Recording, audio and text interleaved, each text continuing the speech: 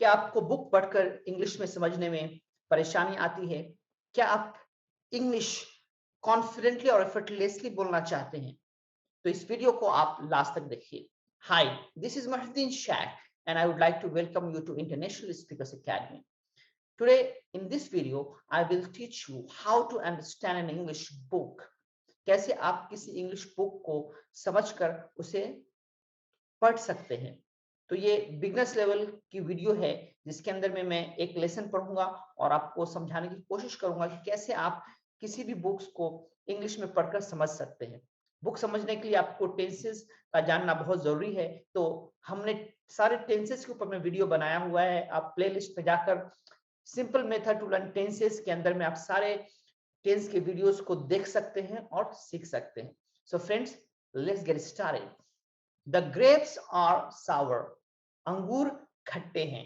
Grapes ये grep singular है और ग्रेप्स ये प्लूरल है, इसलिए यहाँ पे आर यूज हुआ है। SOUR, sour, खट्टा। बहुत लोग इसको सार बोलते हैं, but I pronounce it sour. That's how the native speakers pronounce it. तो the grapes ये सब्जेक्ट हो गया, प्लूरल होने की वजह से यहाँ पे आर लगाया गया है, और फिर सावर खट्टा। द ग्रेप्स आर सावर, अंगूर खट्टे हैं। One day a hungry fox came to a vineyard. One day, एक दिन, a hungry fox, एक भूखी लोमड़ी। hungry मतलब भूखा, एक भूखी लोमड़ी came to a vineyard, I vineyard मतलब बेल के बागीचे में। बेल ऐसा प्लांट जो फैलता हो, आपने देखा होगा ग्रेप्स का प्लांट हो गया, इसी तरह से पान का प्लांट, और बहुत सारे ऐसे प्लांट्स होते हैं जो बेल होता है, जो फैलता है। तो वैसे यानी बेल के बागीचे को इंग्लिश में हम वाइनयार्ड कहते हैं। तो one day a hungry fox came to a vineyard, एक दिन एक भूखी लोमड़ी बेल के बागीचे में आई। एक चीज आप याद रखिए, जो फॉक्स है या इस स्टोरी के अंदर में मेल फॉक्स का जिक्र किया गया है। नॉर्मली हिंदी के अंदर या उर्दू के अंदर में जब आप लोमड़ी बोलते हैं तो लोग उससे मुअन्नस या स्त्रीलिंग मुराद लेते हैं, इसलिए हिंदी में और उर्दू में जो इसका ट्रांसलेशन होगा वो मुअन्नस या स्त्रीलिंग से करेंगे। लेकिन इंग्लिश में इस स्टोरी के अंदर में जो फॉक्स है वो मेल फॉक्स है। तो मैं जब ट्रांसलेशन करूंगा तो मैं हिंदी के या उर्दू के हिसाब से करूंगा। Alright. He saw bunches of ripe grapes hanging high on the vines. He saw यानी उसने देखा, यानी लोमड़ी ने देखा। bunches of ripe grapes, ripe मतलब पका हुआ, bunches of ripe grapes। जब ऑफ लगता है तो पहले जो ऑफ की जो बाद में होगा उसे हम पहले ट्रांसलेशन करेंगे और ऑफ के पहले वाले को बाद में। bunches of ripe grapes, पके हुए अंगूरों का गुच्छा। So he saw bunches of ripe grapes. उसने देखा यानी लोमड़ी ने देखा पके हुए अंगूरों का गुच्छा, हैंगिंग लटकते हुए। जब भी आपको सब्जेक्ट वर्ब और ऑब्जेक्ट के बाद में वर्ब में आईएनजी दिखे तो उसका ट्रांसलेशन करते हुए आपको कर देना है। ड्रिंकिंग पीते हुए, स्लीपिंग सोते हुए, रीडिंग पढ़ते हुए, यहाँ पे हैंगिंग है यानी लटकते हुए। हाई ऊंचा, ऑन द वाइन्स डाली पर। जो बेल का जो डाली होता है जिसके अंदर में जो फल होता है, जैसे अंगूर लटकता है, उसे वाइन्स कहते हैं, wine. So he saw bunches of ripe grapes hanging high on the vines. उसने देखा पके हुए अंगूरों का गुच्छा लटकते हुए ऊंचा डाली पर। His mouth started watering. उसके मुंह में पानी आना शुरू हो गया। वाटर मतलब पानी और वाटर मतलब मुंह में पानी आना। सो अगर आपके मुंह में पानी आता है तो my mouth is watering, his mouth is watering.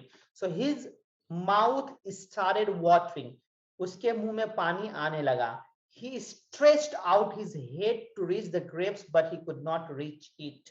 Stretch मतलब तानना, तानना, लंबा करना। इससे कोई चीज ऊंचाई पे है, आप अपने हाथ को इस तरह से करके वहां तक पहुंचने की कोशिश करते हो, या कोई चीज को आप तानते हो, that is called stretch in English. So he stretched out his head. उसने अपने सर को ताना या उसने अपने सर को लंबा किया, to reach पहुंचने के लिए, the grapes अंगूर तक। रीच के बाद में टू या कोई भी चीज नहीं आता है, आपको डायरेक्ट जो नाउन है या फिर जो प्रोनाउन है उसको यूज कर देना है। So he stressed out his head to reach the grapes, उसने अपने सर को ताना या लंबा किया अंगूरों तक पहुंचने के लिए, but he could not reach it, लेकिन वो उस तक नहीं पहुंच सका। कुड मतलब सका, ही कुड नॉट वो नहीं सका, रीच पहुंच मतलब वो नहीं पहुंच सका, इट इस तक वो इस तक नहीं पहुंच सका, यानी अंगूर तक वो नहीं पहुंच सका।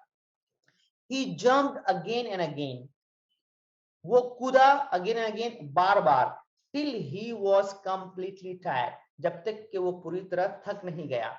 जब इंग्लिश में टिल लगाते हैं उसका मतलब हो जाएगा हिंदी में जब तक के नहीं, जब तक के नहीं, टिल जब तक के वो कंप्लीटली टायर्ड पूरी तरह थक नहीं गया। He jumped again and again till he was completely tired, वो कूदा बार बार जब तक कि वो पूरी तरह थक नहीं गया। At last he gave up, at last he gave up and left the place. At last आखिर में he gave up, give up, gave up, given up, हिम्मत हारना, आखिर में वो हिम्मत हार गया, and left the place और जगह को छोड़ दिया, and said और कहा, who wants sour grapes, किसे चाहिए खट्टे अंगूर। मोरल, इस स्टोरी का मोरल क्या है? एक्सेप्ट द डिफीट स्पोर्टिंगली, हिम्मत से अपने हार को कबूल करना चाहिए। जब आपको लगे कि आप हार गए तो सीखिए कि आपने उस हार से, उस डिफीट से क्या सीखा है और उसे आप कबूल कीजिए। तो moral of story is accept the defeat sportingly, accept मतलब कबूल करो, द डिफीट हार को, शिकस्त को, स्पोर्टिंगली हिम्मत से, जज्बे से। सो फ्रेंड, मैं उम्मीद करता हूं कि इस स्टोरी से आपने नए वोकेबलरी सीखे होंगे और टेंसेस को कैसे यूज करना है आपने वो सीखा होगा। इस स्टोरी को आप पढ़ सकते हैं, पढ़ के समझने की कोशिश कीजिए। इस स्टोरी को आप फिर से देख सकते हैं, सुन सकते हैं। So thank you very much for watching this video. अगर आपको कुछ और सीखना है तो आप कमेंट बॉक्स में लिखिए कि आपको और क्या सीखना है, ताकि मैं आपके लिए एक्सक्लूसिवली वीडियो बना सकूं। अगर आपको इस वीडियो से फायदा पहुंचा हो तो इस वीडियो को लाइक कीजिए और अपने फ्रेंड्स तक, अपने फैमिली मेंबर्स और पहचान वालों तक इस वीडियो को शेयर कीजिए ताकि वो भी इस वीडियो से फायदा उठा सके। Thank you, take care, bye bye.